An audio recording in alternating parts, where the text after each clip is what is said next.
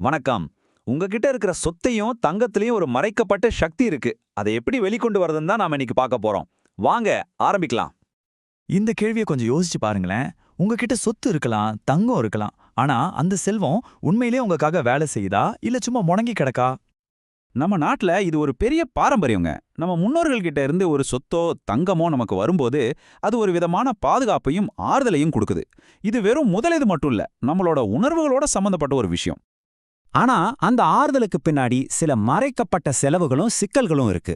நாம பாதுகாப்புன்னு நினைக்கிற இந்த சொத்துக்கள் உண்மையில நம்மளோட நிதி வளர்ச்சியை தடுக்குதான்னு பாப்போம்.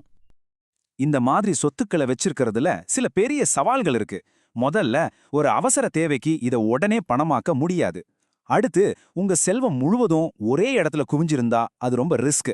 அது மட்டும் இல்லாம சொத்து வரி, பராமரிப்புன்னு செலவுகள் தொடர்ந்துகிட்டே இருக்கும். இதனால மத்த நிதி சொத்துக்கள் கொடுக்கிற வளர்ச்சியை நாம இழக்க நேரிடலாம். சரி, இந்த பிரச்சனைகளுக்கு என்னதான் தீர்வு?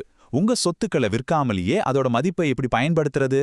அதுக்கான ஒரு சூப்பர் உத்தி தான் பணமாக்குதல், அதாவது மானிட்டைசேஷன். பணமாக்குதல்னா ஒன்னும் பெரிய விஷயம் இல்ல, ரொம்ப சிம்பிள். உங்க வீட்டையோ தங்கத்தையோ விற்க வேண்டிய அவசியமே இல்ல. அதை ஒரு பிணையமா பயன்படுத்தி அதோட மதிப்புல இருந்து பணத்தை எடுக்கிறது தான் இது. இது செய்யறதுக்கு ஒரு 3 முக்கியமான வழிகள் இருக்கு. உங்க சொத்து மேல கடன் வாங்கலாம், தங்க நகை மேல கடன் வாங்கலாம், இல்ல நீங்க ஒரு சீனியர் சிட்டிசன்னா ரிவர்ஸ் மார்ட்கேஜ் மூலமா மாசம் வருமானம் கூட வாங்கலாம். சரி, வெறும் தியரியா பேசாம இந்த உத்தி நிஜ வாழ்க்கையில எப்படி வேலை செய்யுதுன்னு ஒரு 3 நிஜ கதைகள் மூலமா நாம இப்ப புரிஞ்சுக்கலாம். முதல்ல ரோஹனோட கதைய பாப்போம். அவரோட மொத்த சொத்துல 70% அவங்க அப்பா கிட்ட இருந்து வந்த ஒரே ஒரு கமர்ஷியல் ப்ராப்பர்ட்டியில முடங்கி கிடந்துச்சு. இது நம்மள பலரும் சந்திக்கிற ஒரு பிரச்சனை தான். அப்போ ரோஹன் என்ன பண்ணாருன்னா, தன்னோட சொத்து மேல கடன் வாங்கி அந்த பணத்தை வேற வேற இடங்கள்ல முதலீடு செஞ்சாரு.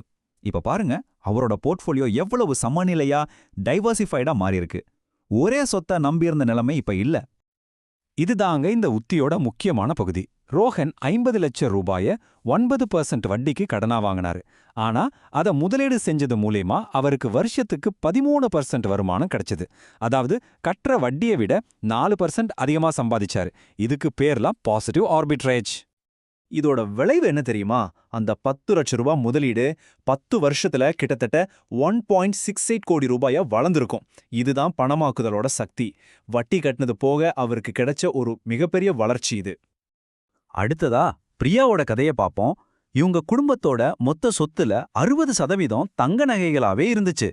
தங்கம் ஒரு நல்ல சொத்து தான், ஆனா அது மட்டுமே இருந்தா வளர்ச்சி கொஞ்சம் கம்மியா தான் இருக்கும். பிரியா அவங்க தங்க நகைகள் மேல 30 லட்சம் ரூபாய் கடன் வாங்குனாங்க. கடனுக்கான வட்டி 8.5%.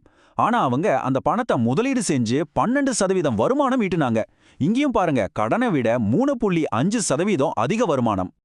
இந்த உத்தி மூலமா 15 வருஷத்துல அந்த 30 லட்சம் ரூபாய் 1.64 கோடி ரூபாயா வளர வாய்ப்பு இருக்கு. தங்கத்தை விற்காமலேயே அதோட மதிப்பை வச்சு அவங்க குடும்பத்தோட செல்வத்தை பல மடங்கு பெருக்கிட்டாங்க. எல்லா நேரமும் பணமாக்குதல் வளர்ச்சிக்காக மட்டும் பயன்படுறதில்ல. உதாரணத்துக்கு திரு சர்மாவை பாருங்க. அவருக்கு சொந்த வீடு இருக்கு, ஆனா மாசம் வர்ற வருமானம் ரொம்ப குறைவு. திரு சர்மாவுக்கு ரிவர்ஸ் மார்ட்கேஜ் ஒரு அருமையான தீர்வா அமைஞ்சது. அவர் தன்னோட வீட்டை விற்காமலேயே அதிலிருந்து மாசம் ஒரு நிலையான வரியில்லாத வருமானத்தை வாங்க ஆரம்பிச்சாரு. இது அவரோட ஓய்வு காலத்துக்கு ஒரு பெரிய நிதி பாதுகாப்பா இருந்துச்சு. சரி, இந்த 3 கதைகள்ல இருந்தும் நாம என்ன கத்துக்கிட்டோம்? பணமாக்குதலோட பரந்த மூலோபாய நன்மைகளை இப்ப சுருக்கமா பாத்துடலாம். முக்கியமான விஷயம் என்னன்னா, இந்த உத்தி உங்களுக்கு பணப்புழக்கத்தை, அதாவது லிக்விடிட்டியை கொடுக்குது.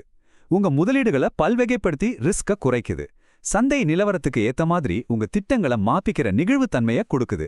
இது மூலியமா ஒரு சிறந்த வருமானத்தை உங்களால ஈட்ட முடியும். நம்ம இலக்கு இது மாதிரி ஒரு சமநிலையான போர்ட்ஃபோலியோவா இருக்கணும். இதுல பாத்தீங்கன்னா ரியல் எஸ்டேட் மாதிரியான சொத்துக்கள் ஒரு பகுதி மட்டும்தான், ஒரு 35% வச்சுக்கலாம். மீதி இருக்கிற பணம் பங்குகள், கடன் பத்திரங்கள்னு மற்ற நிதி சொத்துக்கள்ல பரவி இருக்கணும். ஆனா ஒரு முக்கியமான எச்சரிக்கை, இந்த உத்தி ரொம்ப சக்தி வாய்ந்தது தான். ஆனா இத செய்யறதுக்கு முன்னாடி ரொம்ப கவனமா திட்டமிடணும். ஒரு தகுதி வாய்ந்த நிதி ஆலோசகரோட வழிகாட்டுதலை கேட்கறது ரொம்ப அவசியம். தயவு செஞ்சு அவசரப்பட்டு எந்த முடிவையும் எடுத்துடாதீங்க. சரி, இந்த பகுப்பாயோட இறுதியில நான் உங்ககிட்ட ஒரு கேள்வியை விட்டுட்டு போறேன். உங்க வீட்ல, உங்க லாக்கர்ல முடங்கி கிடக்கிற சொத்துக்கள்ல என்ன சக்தி ஒளிஞ்சிருக்கு? அதை எப்படி புத்திசாலித்தனமா பயன்படுத்தி உங்க நிதி எதிர்காலத்தை வளமாக்க போறீங்கன்னு யோசிச்சு பாருங்க.